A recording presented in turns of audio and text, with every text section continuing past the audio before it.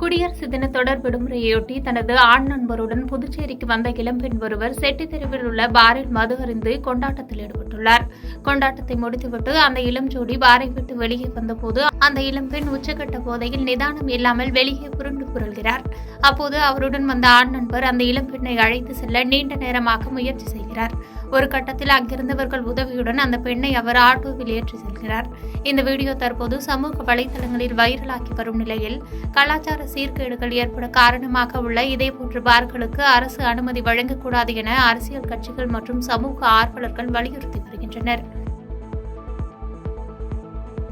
பாதகம் செய்பவரை கண்டால் நாம் பயங்கொள்ளலாகாது பாப்பா, மோதி மிதித்து விடு பாப்பா, அவர் முகத்தில் உமிழ்ந்து விடு பாப்பா.